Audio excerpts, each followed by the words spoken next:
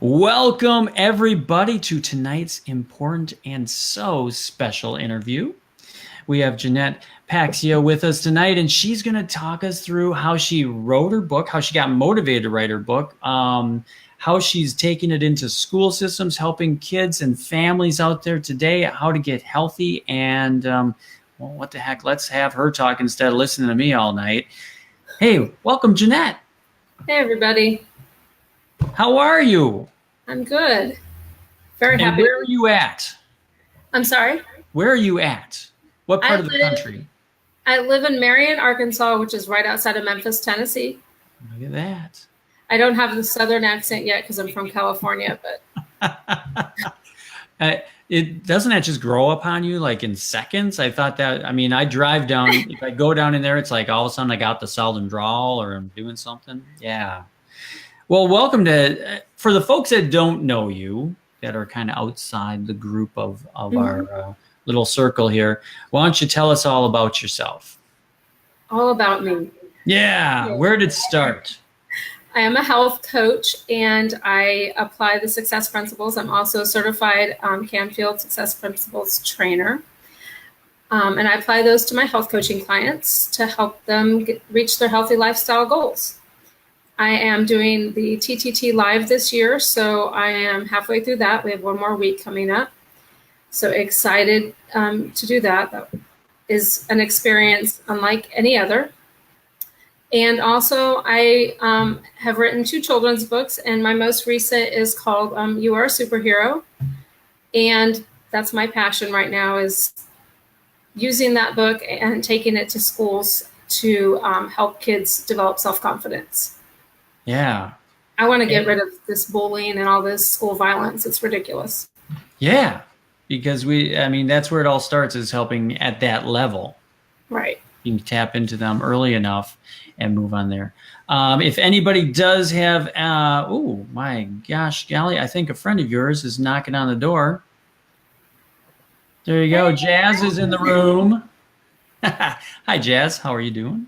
Great to be with you. Linda says hi to me. Hi, but hi to you too. Hi, Linda. There we go.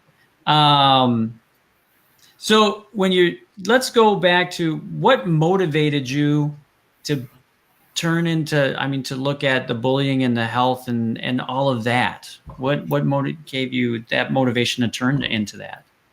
I was bullied in school when I was younger, and it's something that you carry forever.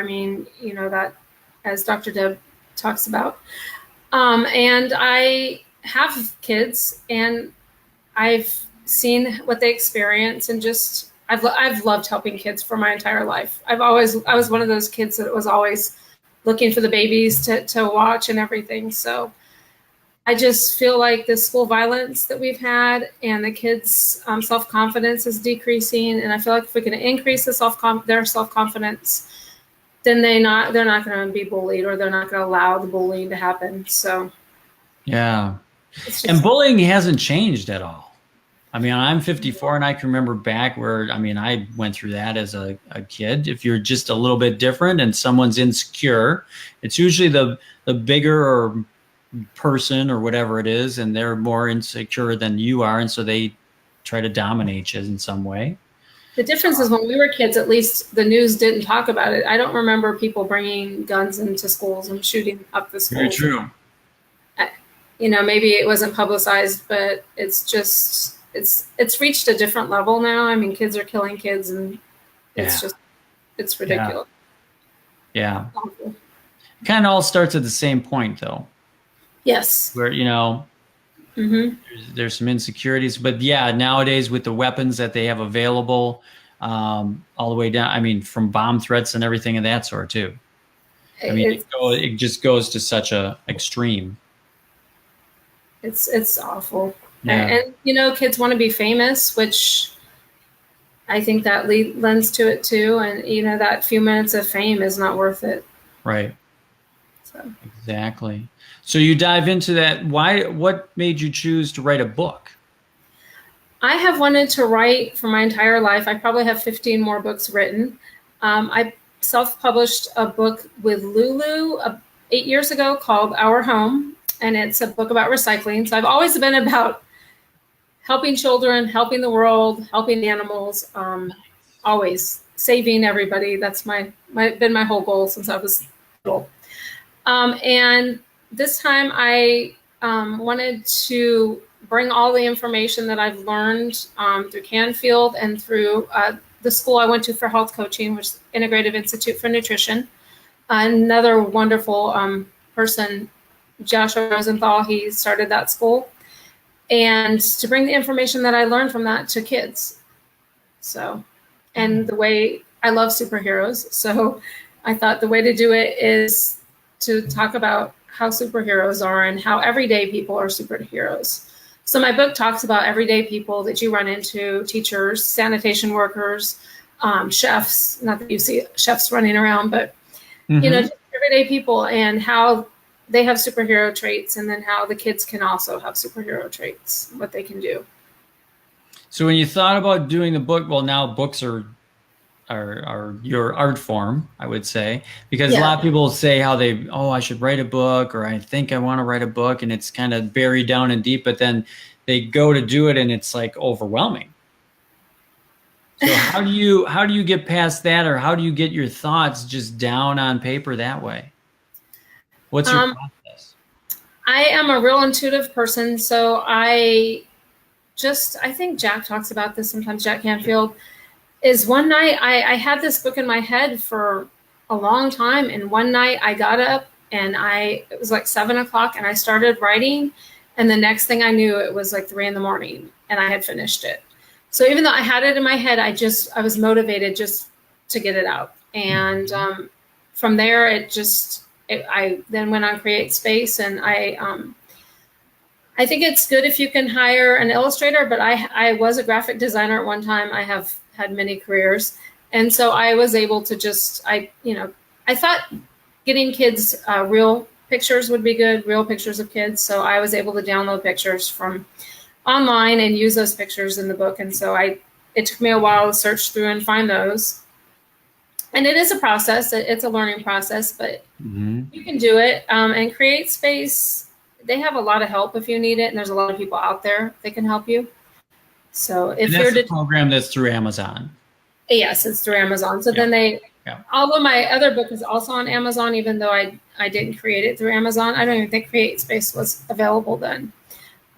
This was easier. It's up on Amazon in minutes. Yeah. Yeah. So, and so for you, it seemed to be an easy process? It was not difficult. Okay. I ran into a couple bumps, and I called Create Space and asked them for help. Yeah. And actually the school I went to, IIN, that I mentioned, they also had some information. They have a book class too. So I did learn some things from that. Sure. But knowing who to ask is important. And so whenever I had a question, I did ask. If anyone's out there is trying to do the same process through Create Space, the biggest mistake I made was that I changed the title of it because of putting it on I think the coaching group, and got some suggestions from everybody. And once you already have created a title and tied an ISBN to it, that's what Amazon is going to use. And so I had to kind of start all over. So make sure you know the title before you start the process. If you're going to change it, do it before. Yeah, because it locks that in first. It locks it in first, yes. Yeah, well, that's a good note, good important note to have. So take us through the process. So it's a good sized book. Do you have a copy of it there? I do have a copy, yes. I think it's 70 pages. Yeah, it's got a lot of pictures. Yeah, so. but that's perfect, because I'm a picture person. Well, most kids are. So you have the motivation to do it. You sit down and you just get this book out on paper or in your computer system. You upload it, you get the thing going, and now it feels like that's it. Okay, I did that. Now what do you do? Now you promote it, which has been hard. It's been difficult. So I have been sharing it with schools and libraries. Yeah. On my Facebook page, I've been doing Facebook ads. And so I'm working towards promoting it, getting it out there, because it doesn't just sell itself on Amazon. Right. Yeah. No. And a lot of people think that because you read some of these and people put out these classes and everything going, hey, yeah, be the best seller of this. And, and it's like, yeah, it's not like you just go on there and boom, you're a millionaire. No, people have to know about you. So, but it is a great, and it's an awesome book. And it's a great tool that people, and I know you're using this as one of your business cards, basically, quote unquote, a business card, because you wrote a book. That's pretty cool. A lot of people talk about that, but you actually did it, and it's an awesome design, an awesome book to help kids. So this can be your business card to go in. Do you have a plan? You said you have another book in the works? I have other books coming out. I have my next book is actually not a children's book. It is health coaching, and it talks about sugar. Yeah. And then I had my first book, but I want to promote this one first before I get another one out there. I'm almost finished with this one, and actually, it's a collaboration with my life partner, Brian. He's a photographer, and it's almost all pictures. Actually shows you how much sugar is in the food that you eat. So that's a health coaching part of me. Oh, you just sent a shiver down my spine. Yes. It's amazing. The number one addiction. It is. It's definitely an addiction, and it's in America, at least. You wouldn't think. There's sugars in everything. Yeah. And if you think about it, 4 grams equals 1 teaspoon. So. Oh yeah. Yeah, but let's talk about, before we get to that aspect and the health aspect, let's keep going as far as with the book. So you take the book and you're going into schools and you're talking and you're giving some keynotes and that with that. Tell us how that's going. So I'm doing a couple different things with it. With the book, I created a superhero program where I actually dress up as Wonder Woman, which is fun. And I go into the classrooms and assemblies and schools and libraries, and I talk about self-confidence. I talk about how to be kind to others, what types of food to eat. So kind of an all-around approach, that mind-body connection. I talk about how superheroes don't say I can't. So we talk about I can, and give the kids examples. And it's very interactive, so the kids love it. At the end of one of them, a child, he came up to me and said, superheroes don't say I can't. And it was really good to see that they were getting it. At the end, I do laughter yoga. I learned that from Jack, and they just have a ball with it. And hearing all of those kids laugh at once is just so much fun. So that's the superhero presentation that I do. I also recently, I did some keynote speeches, 3 of them. And that is a great story for Ask, Ask, Ask. And so my nephew was graduating high school in California, and it was 3 weeks before the graduation, and I hadn't decided if I was going or not. And I wanted to go and bring my older son with me so that he's going to graduate next year. So thought it would be good for him to see. And I decided that I was going to contact the school and find out if they had a keynote speaker. And I'm thinking 3 weeks before graduation, I am sure they have a keynote speaker. This little voice kept telling me, you need to ask. And I just kept thinking, that's crazy. I know they have one. Well, they didn't. And once I asked, they were very excited that I had asked about it. And they asked me if I would do 2 more. So I had asked to do the graduation that my nephew was in. And they said, well, you know what? We really need a keynote speaker for these other 2 also. Would you be interested? And of course, I'd be interested.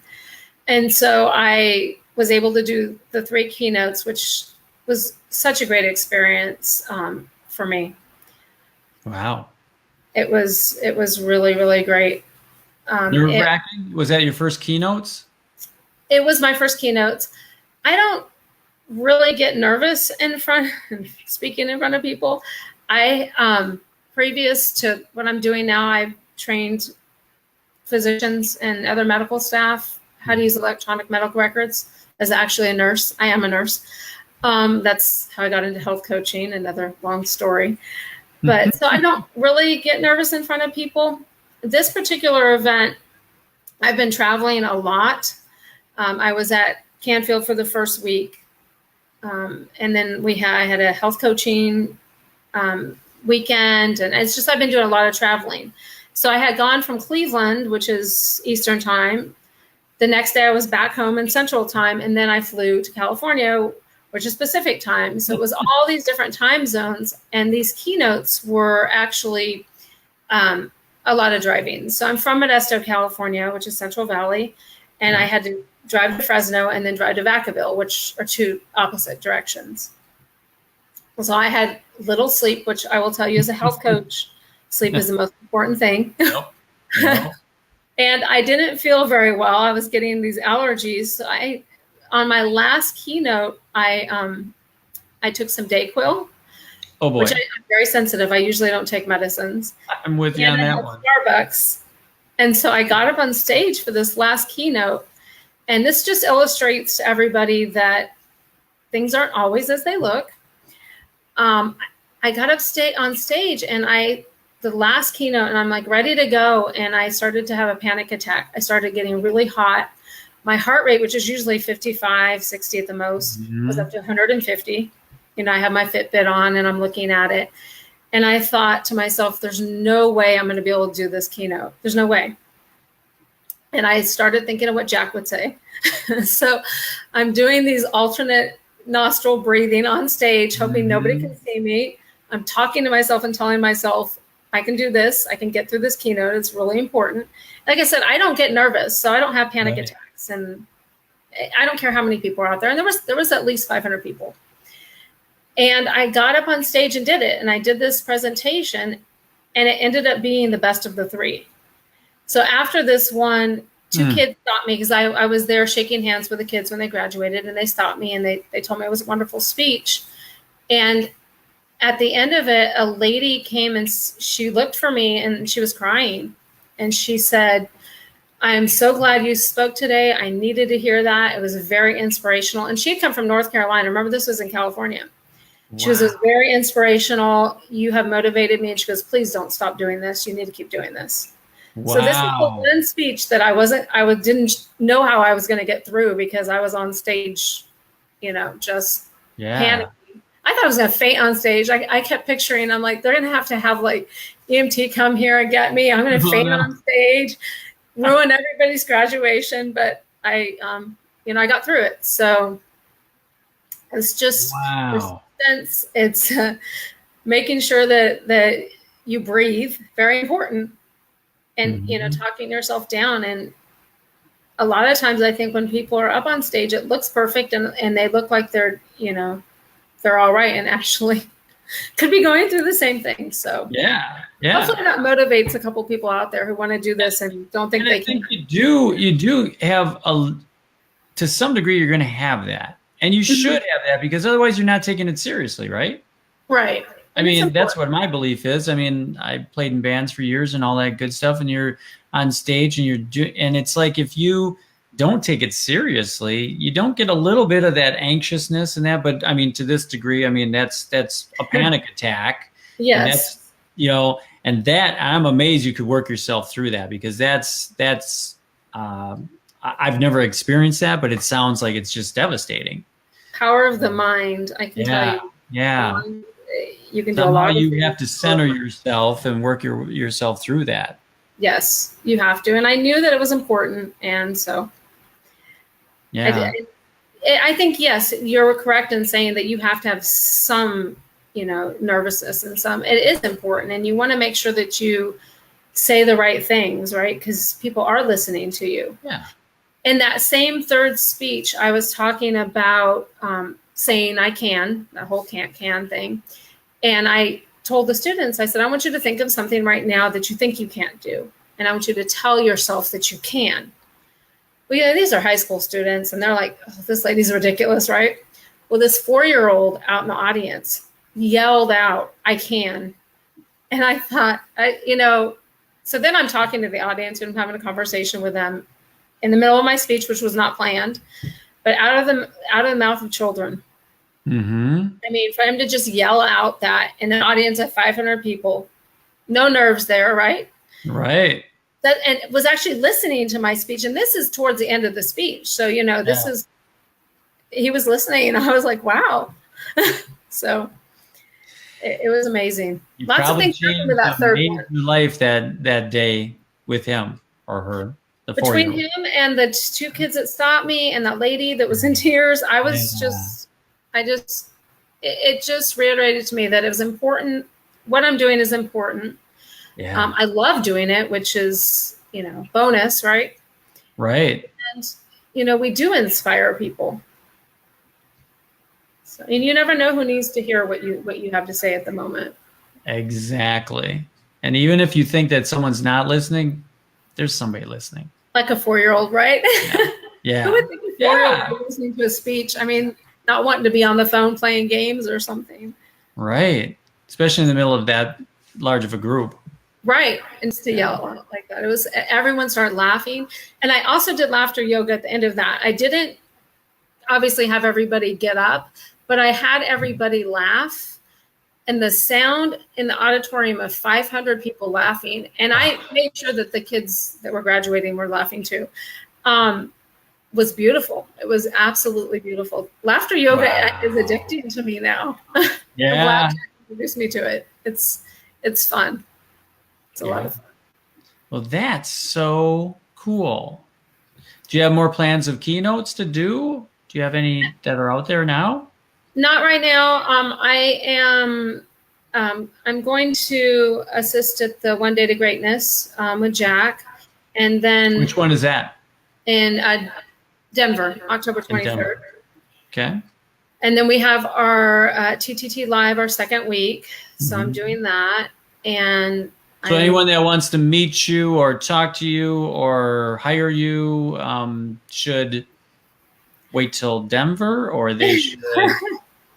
You can contact me. You can contact me. I have my website, youaresuperhero.net. Is that the best way to contact you?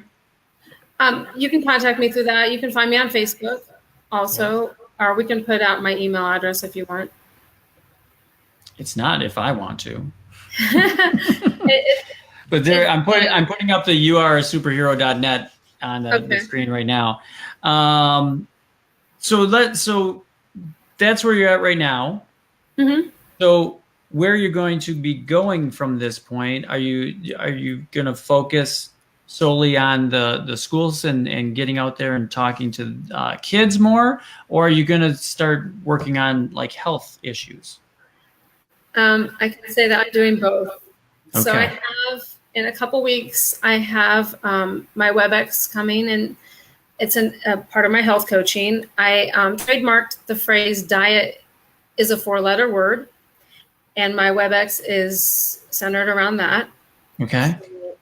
So, interesting, but again. So what is the WebEx? Where tell us about that. When is it? When is it? What is it? August 8th at 7, and it's an hour long. And I'm sending out more information on that. Okay. I'm still putting everything together. And as that forms and as you get the information, they can just contact you and you'll put them on an email list. Mm-hmm. Yes. They can get that information. Okay. Yes. And my email address is j.p@pax, P-A-X, healthcoaching.com. Okay. I'll get that up there. We'll put that in the comments too. And basically it's centered around the whole mind-body connection again. You can't, I mean, I don't know about you or, the people that are watching, but as soon as you say you're going on a diet, what happens? With me, it's, the night before, or stop smoking, anything. Mm-hmm. I'm going to eat everything I think I'm not going to get ever again, right? Well, starts on Monday. The whole weekend I can do whatever I want. Whatever I want, right? whatever, blah, blah, blah. Yeah. The Yeah. Hershey's There's a bars lot of and people that go through that. Yep. binge, or if you're going to stop smoking, well, I better smoke this pack of cigarettes now because I never can do it again. Right. So it's diet is a 4-letter word. It's bad for your mind to focus on a diet. It's more a lifestyle change. Yeah, it is. And generally for the better. Yes, definitely. Food is medicine. Yeah, that diet, that whole word diet has got just a bad connotation to it. Exactly. Yeah. It's people think of a diet as a temporary solution. And Right. really, when you're changing your eating habits and your lifestyle, because we don't believe the health coaching that I do, we don't start with food. We start with primary foods, which is your career, your relationships, your physical fitness, and your spirituality. Mm-hmm. So we start with those first, because if you're not happy in your relationships or your career, what do you do when you come home and you hate your job? You're going to reach for the ice cream. You're going to reach for the alcohol, right? So you have to fix those first. And then once you do that, you'll have a whole healthy lifestyle change. Yeah. And I'm not saying food isn't important. Like I said a few minutes ago, food is medicine. And, I believe going back to basics. If it's made in a plant, leave it. If it's grown on a plant, eat it. So. Ooh, there's a good one. There's a tweetable. That's Dr. Mark Hyman. I don't know if you've heard of him. He's a functional medicine doctor. So it's important. What you put in your body is extremely important. How you treat your body is extremely important. And we're all so busy nowadays that, we go through the drive-thrus, we eat what's convenient. There are ways around that, believe me. And we're busy by convenience and by how do I want to even term this? Because we make ourselves busy, right? Because we feel important. We have our iPhones, and we have, so we get on here, and all of a sudden we're like, oh wait, there's a YouTube video. Let's watch that. And pretty soon, 2 hours later, we're watching YouTube videos, and we can't realize it, instead of cooking a meal. Exactly. If you just look historically, we're just marketed a lot of this stuff. McDonald's drive-through is always busy, and it's only busy because they spent millions and billions of dollars marketing that, Yes. And all the other ones that are out there. And if you take any of those foods, you've done this, you've seen these. It's like you take a McDonald's hamburger and you set it on the table and you leave it there for 3 weeks. It looks the same. Yes, preservatives. And you're putting that inside your body. It's if people really knew what they were eating, I think it would scare them sometimes. And they should. I think everybody should work at a McDonald's for one day. Volunteer. And then we'll never do it again. It's a 90-10 lifestyle. So you don't give up every single thing 100% of the time, because then again, you automatically think I'm depriving myself of everything. And if you're depriving, you're going to go and binge, right?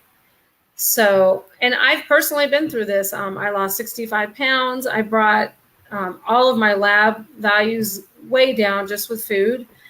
So I've been through this, I know, and I'm very busy. I'm a very, very busy person. So I prep on Sunday nights, and I, pretty much prep for the week.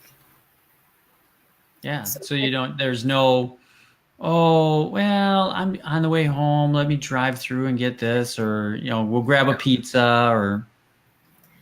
And we also teach bio-individuality too. So it's not what I eat is good for everybody. Mm-hmm. It's good for me at this day, at this time. And, tomorrow or next week, it might be a different type of eating that works for me. And what works for me does not. To me, what is that? Bio-individuality is what we call it.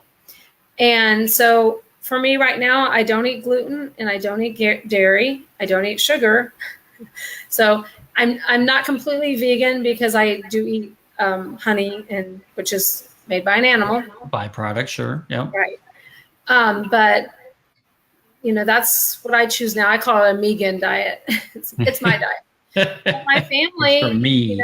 it's just for me. It's my created diet. It works for me now. Yeah. Um, And do you change that up as you go? Like at some point, maybe do you change that or do you just stay with that?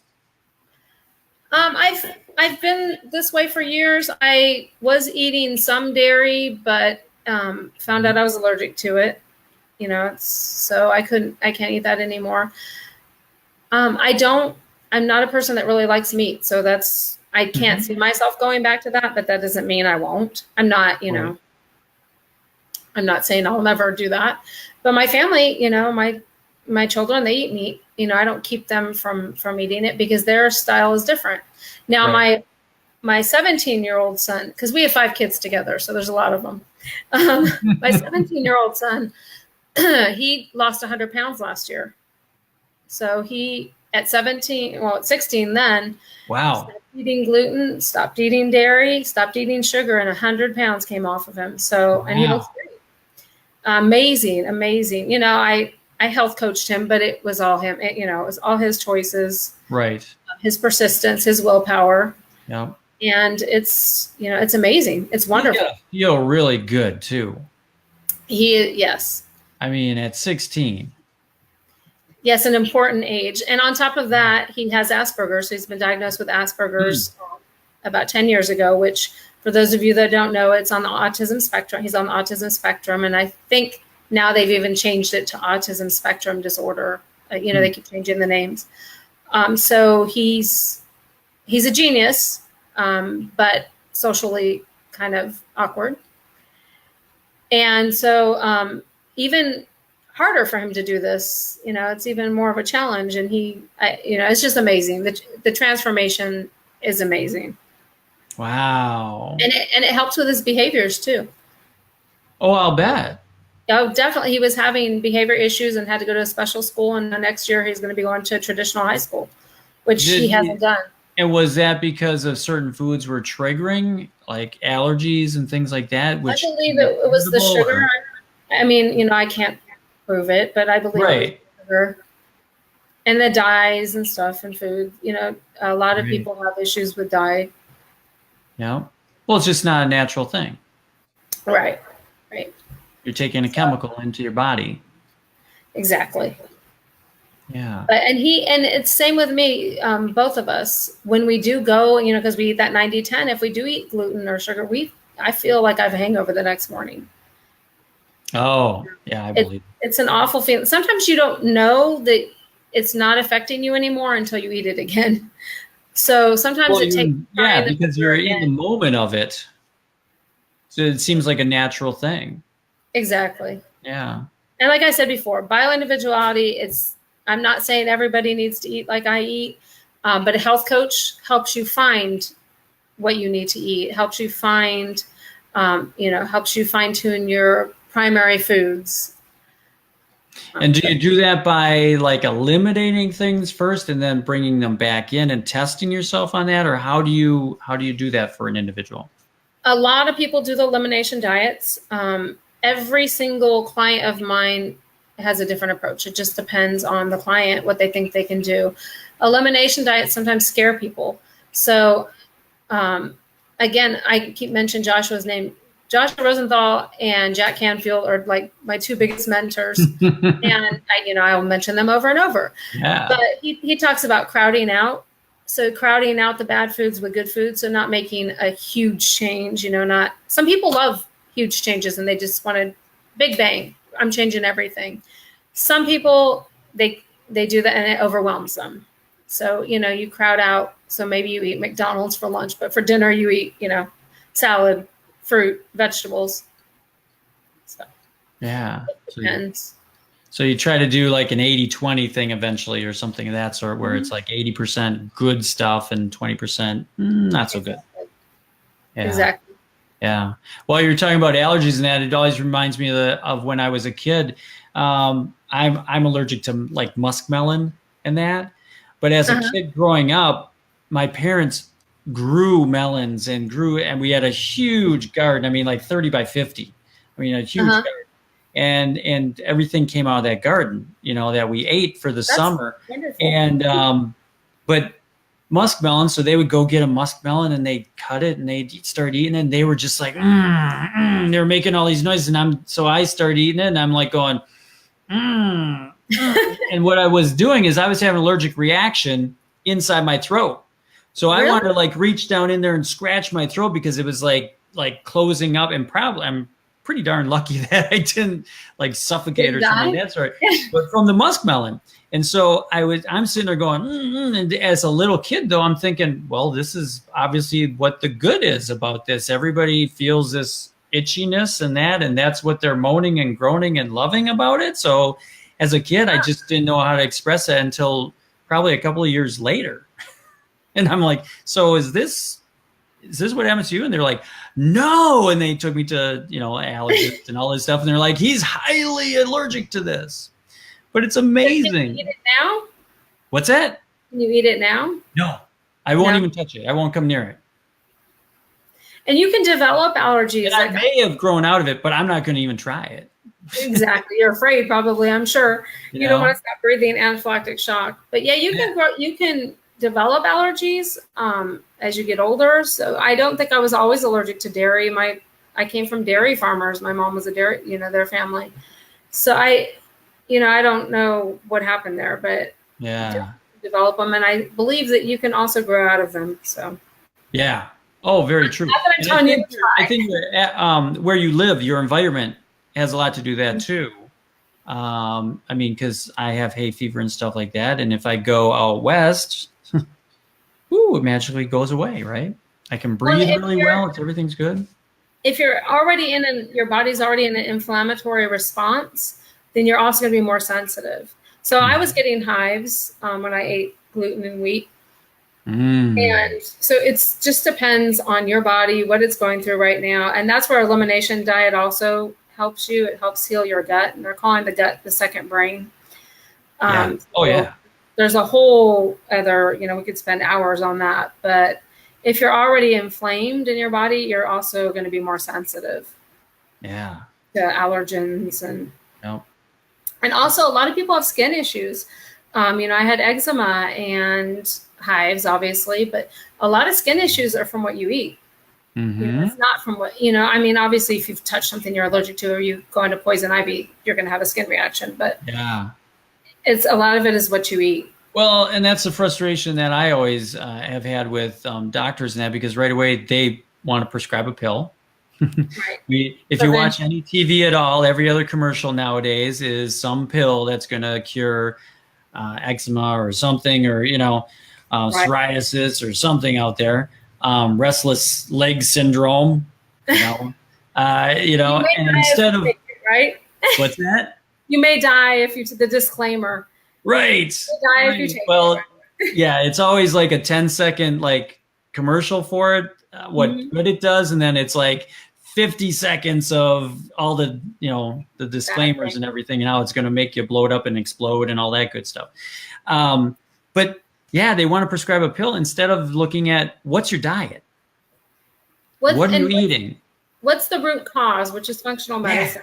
What's the root cause of it? And I'm not saying all medicine is bad. I have to take some medicine, and some people do, but find out why this is happening, because there's obviously a reason.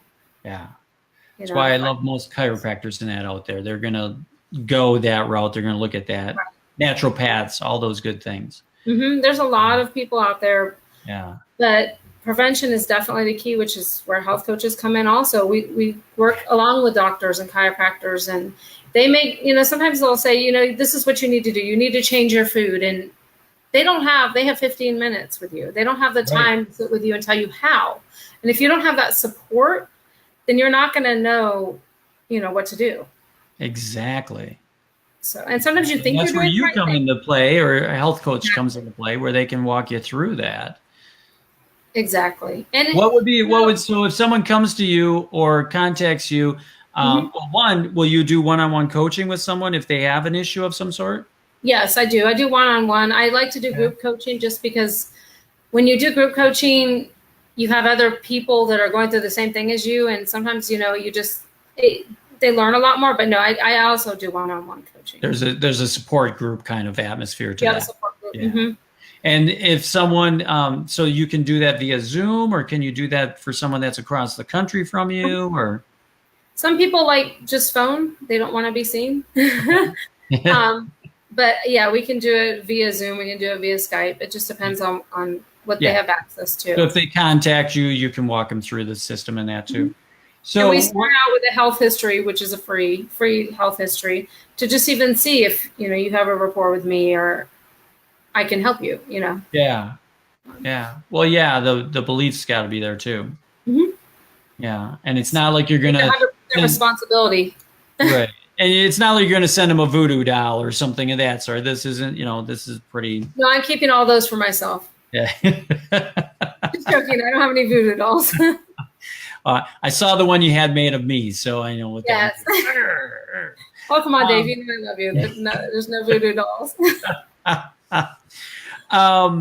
So walk us through, just mildly, walk us through what that would look like. So if someone contacts you and then you just do a brief, do you have them fill out a sheet first or and send it back to you and then that, or do you do like a 15-minute consult, or what do you do initially? We have health history that I do with them. And I ask them, would you rather fill this out first, or would you rather me fill this out with you? Because again, by individuality, everyone's different. Right, exactly. And then we have a 45-minute to an hour consultation, which is the health history, where I talk about all the questions and we kind of set some goals. And then from there, you can choose to work with me or not. I have a program that I do. We suggest 6 months, but we can do 3 months, every other week. And 6 months is probably the preference, just because time-wise. Well, you develop in 6 months. You run into pretty much every single situation that you can run into. There's been a holiday that you've had to go to. There's different kinds of events, and so we're there to support you through that. And atmosphere-wise, environment-wise, you've gone through seasons, so you've gone through at least 3 of the seasons somewhere within a 6 month span. Exactly. So that's, I would see that would be the most ideal. I mean, in the big picture, it'd be totally worth it. For success. I mean, and that's what we want. We want to see success. Exactly. So what do? You meet with them once a week? You meet with them every other week, once a month? Every other week. Every other week. Mm-hmm. And it depends on the package that you get. There's more, phone calls in between if you need them, just depending on, there's different packages. Oh, most definitely, as far as contact goes. So do you walk them through a type of diet? Do you walk them through suggestions of that, or what do you do? We set goals. So depending on the goals that you want, and we work with primary foods first, and that taking 100% responsibility that we just mentioned, which is the basis for everything, right? Yeah. Because you can come here, but if you're not going to take responsibility, I can't make you do things, right? I can. So you're not going to do the push-ups for me. Right. So so if I call you up and I say, you know what, I just want to lose 50 pounds, you just go do it. I'll just sit back here and eat the ice cream. That doesn't work? It doesn't work.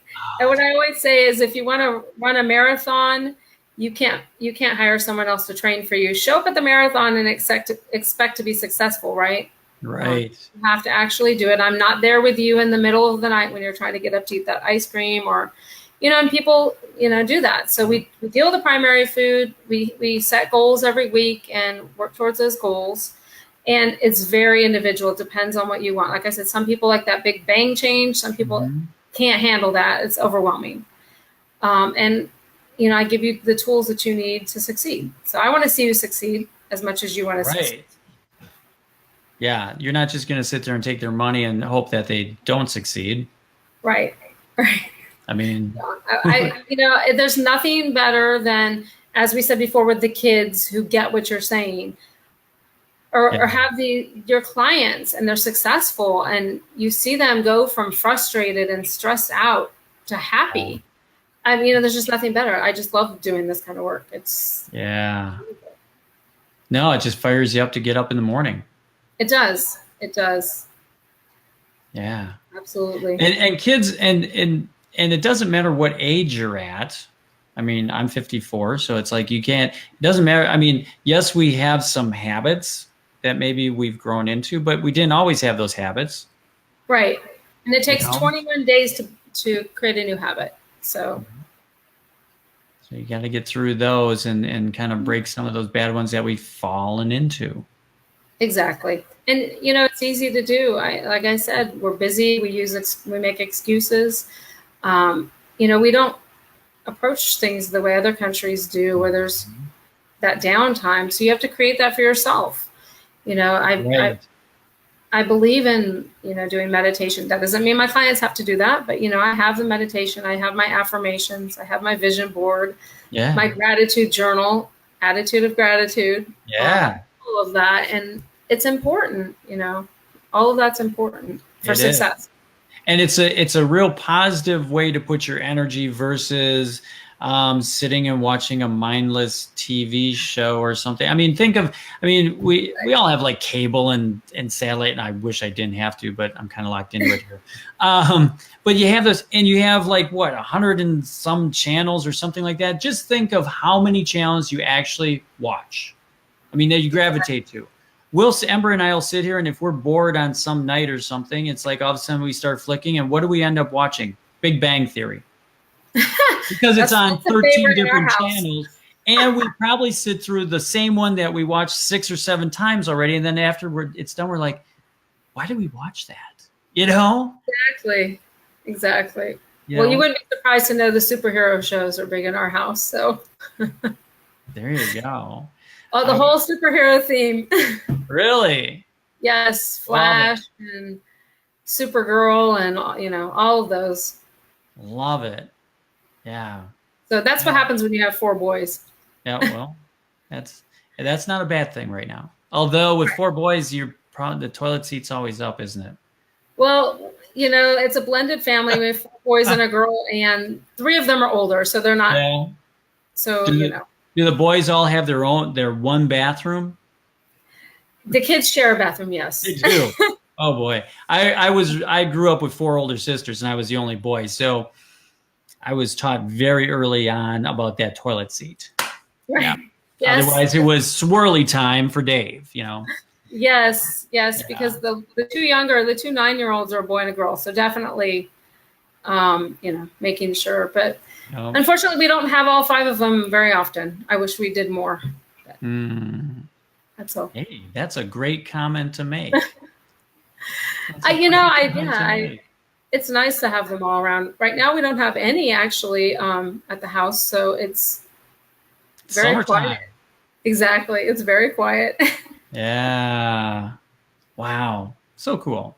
So, you started all this because you were a nurse, or that's a component of it? How long were you a nurse? So I actually started as a doula, which is a birth coach. Oh, yeah. Became a nurse because I wanted to become a midwife, and then found out that liability is extremely high. Really? And I have such a I was always searching for that perfect thing, and I finally found it, but it took a long time. Then as a nurse, I worked at Cleveland Clinic, and they pulled me off the floor and asked me to start teaching doctors, and teaching them the electronic medical records because I was really good at it. And so that spurred a whole new career, medical informatics. And from there, I learned that I love training, and I missed patient care and found health coaching. And this is what I've been looking for my whole life. 47 years old, and I finally found it. Isn't that amazing? But you had to go through all those other things to get to that point. I did. So if you didn't try to be a nurse to become, to be a midwife, and then went, oh, that's not the way to go. And then, you had to experience all those things. I did. And every single experience I've had has lended to where I'm at now. And I wouldn't give up any of them.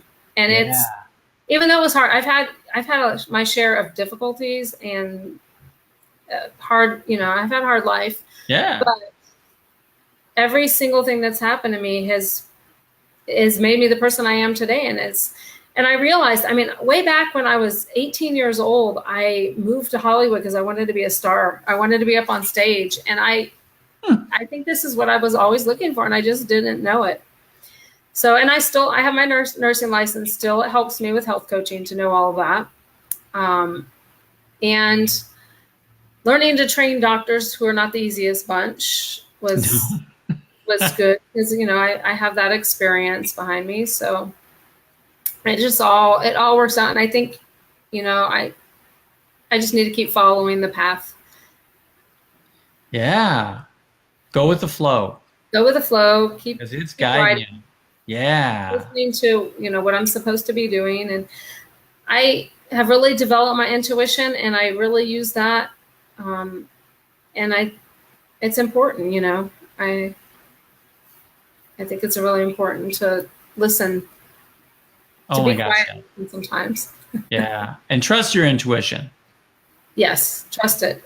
Yeah. Sometimes it's hard to do. I mean, I had probably the biggest story. I mean, I've had a lot of, you know, dreams of premonitions, that type of thing. But my mom was sick, and she, you know, unfortunately, I lost her. So all those out there that have their moms still, please treasure them.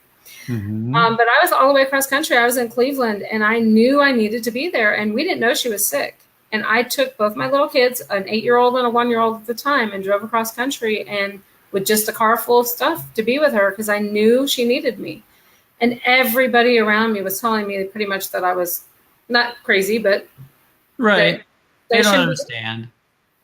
They didn't understand, and I knew I needed to be there. Yeah. And I would never forgiven myself. I mean, it was probably 7 months before she died, but we had no idea she was sick. Right. I knew she needed a surgery, but I didn't know she had cancer, and I didn't know it. And I would just have never forgiven myself. So following my intuition has gotten me where I am now, and it's just important. Yeah. No, most definitely.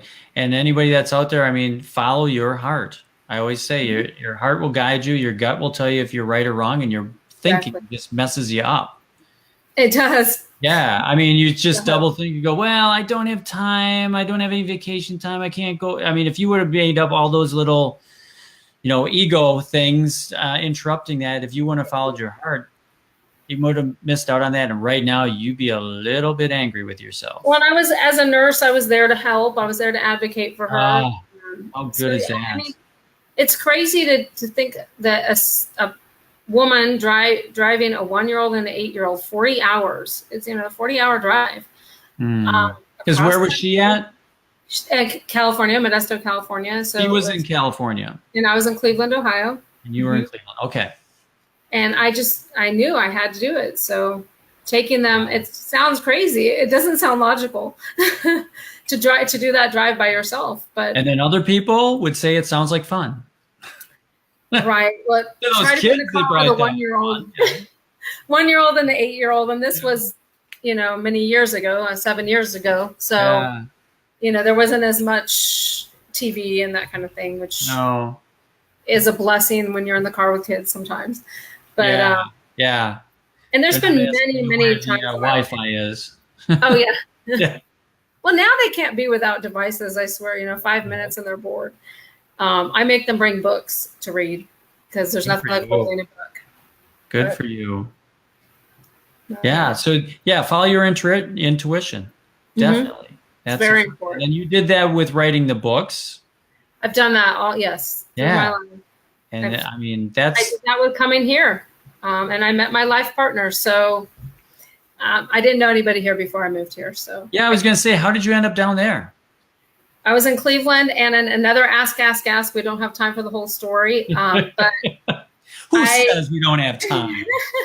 I was not in a good marriage. I was not in a good place. And I had just bought a house. And you would think, again, I had bought my dream house, and I asked God, and it's whoever you believe in, you know, not everybody believes higher power, spirit, whatever you want to call it. Yeah. I asked him to get me out of the situation, and I got called for a job, and I said, I can't go to Memphis. I don't know anybody in Memphis. That's crazy. So I told them no. They called me again. I told them no. And the third time I said, okay, wait a second. Okay, God, I hear you now. Something, you're trying to tell me something. And I came for the interview. It was almost double the pay. And I was the sole, breadwinner. So I took the job and got laid off a couple years later. But I met my life partner here. But that made the move, and that's how you met. And that's, And I know he's the reason that I came here. It wasn't the job like I thought. Yeah. He's just wonderful. So That was just the means to get you there. Exactly. And I didn't know anybody here. Yeah. Your angels were guiding you on that one. Exactly. And who thinks move down south? A California girl via Cleveland gets to Memphis, basically. You've been everywhere. I have been. Yes. I've lived in Hollywood, on Hollywood Boulevard, which is not the best place to live, by the way. Yes, I'm adventurous. Definitely. That sounds like a whole book. Probably. I've lived in on San the boulevard. Francisco. And you were what, 18? Huh? How old were you living on Sunset Boulevard or Hollywood Boulevard? Well, the first time I moved there, I was not even 18. And then, yeah, I was like 22. And then I moved 3 times I moved there. So it's a different lifestyle from how I grew. I actually worked at Mann's Chinese Theater when I was really one, yeah, with all the premieres. Yeah. It was fun. Yeah. There is probably a book in me of all the places I've lived, and I'm a little adventurous, as you can see. I think there's a book there. I think that would be a big seller. Probably a movie. And I'd love to do a book on survival. Just, I've had so many friends that have survived just these circumstances. Oh, there's stories, and I would love to do a book on them. And I have a few stories there. So everyone does. I can't say I've had a boring life. No, not at all. Not at all. And I'm grateful for every single thing that's happened to me. So that's the biggest aspect to it. I appreciate you too for doing this. Yeah, no, this is an easy part. Easy for me anyway. And I don't know if you saw, but Jazz is threw in their bio-individuality, listen to your body. Yep, she definitely in there. Most definitely. Speaking of Jazz, I don't think I mentioned that. I'm speaking at her. She has a weekend in Atlanta, and Labor Day weekend, and it's for women, and it's Mad Metamorphosis, and it's a summit. It's going to be so much fun. Is it the madmiracles.com? Yes. Madmiracles.com. Yep. And there's Jazz is in the TTT Live with me this year. And then there's 3 other women besides me speaking, 3 wonderful women who it's going to be, I can't wait to hear everybody and see everybody. So how is that? Can you tell us a little bit about that?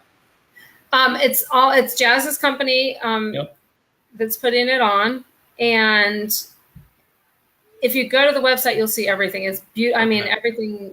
So it's going to be speakers.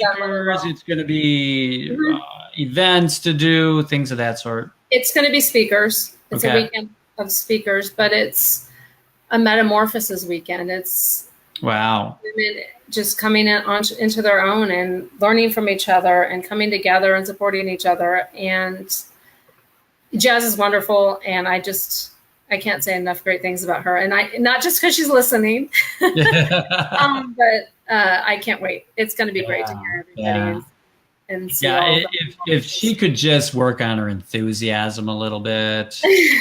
Good. That's sarcasm. For anyone that doesn't know Jazz, she is very happy all the time. She is. Yes, and her energy is just, you can't help but smile. I mean, even if you watch one of her videos or anything, it's like, she's like you. You just can't help to smile when it's start interacting in that. So I have met such wonderful people doing TTT. I mean, it's just even the TTT online people that I've, interacted with through the time, but it's what an amazing group of people doing wonderful things. And I am so positive. There's no negativity. There's no trying to hard sell somebody and all that good stuff. We were just supportive of each other. The energy in the room. I mean, it's worth, if you just go to feel the energy and the love there, it's amazing. I mean, I've wonderful mastermind group, accountability partners, it's on all levels. So even if you go to One Day to Greatness, Mm-hmm. if you go to that, and you're going to be in Denver, I think you said that earlier, but you're going to be in the And Denver I've never one. So, done that, so I'm excited. yeah. So if anybody wants to meet you in person, they could go to that event too. Watch me assisting, maybe running just the come mic up to around. you on the breaks and say hey, or I would love to see you there. yeah. And otherwise, they can go to that event, and that's Labor Day weekend in Atlanta. Mm-hmm. Yes. Jazz's event. I Okay. believe it starts the Thursday night before Labor Day. Nice. So, And then you, there's you are superhero.net. There's paxhealthcoaching.com. They can find you on Facebook. Exactly. Because you have Pax Coaching, PAX Coaching. Is that health coach? No, Pax Health Coach. And it stands for PAX is for my last name. It means peace. Yeah. So easy to remember. I didn't know that. God's gift of peace. That's what my name means. So that was meant to be. Exactly. See, I'm in the right career. And yeah, I would love to do any events, Yeah. Schools, so and if they want to get a hold of you for coaching, private coaching, group coaching, all that stuff, you can do that too. Or buy your book. Yes, please. Oh, and I have to say before we go, my big, hairy, audacious goal, please help me sell 200,000 copies of my book by September 1st, 2018 at 8 a.m. because it has to be specific. It's a SMART goal. That's right. Specific, measurable, attainable, realistic, and timely, right? There you go. Wow, you are memorizing all those things. Those are the ones that I like go, I'm supposed to do. I know it's a time. I know it's a date. I do all that stuff, but I don't know why. Yeah, there you go. It's got to be measurable. So we're going to call you up at 8 a.m. or 8 p.m.? 8 a.m. It's early. I get up at 4 or so. And you're Central Time, right? Central Time, yes. Okay, so we can do that because I get up at 4 a.m. too, so we're good. Yes, yes. I'll text you at 8 a.m. Yes. Did you do it? Did you make it? I'm trying. I'll get there. That's okay. Every step along the way is a learning curve on it, so you'll get there. You'll definitely get there. Thanks for coming on. Oh, thank you. This has been fun. Very much fun. Thank you. I appreciate everybody and, for watching. If anybody can't remember all the different ways, and we're going to put them in the comments too after the fact, I'll put them down in the comments on the Facebook Live. They can probably just message you through this and get in contact that way too. So I'm sure you'll respond to them that way. Of course, I'll respond. Yeah. So just if all else fails, just throw her a note. Exactly. And I would love to hear from you. Sounds good. Hey, thanks for coming on board. I appreciate it. And it was fun. It was so much fun. Yes. Very much fun. So for everybody else, we'll see you next week. I'll be back here at 6 o'clock on Wednesday to do another wonderful interview. And have a great week, and we'll see you later. Bye, everybody.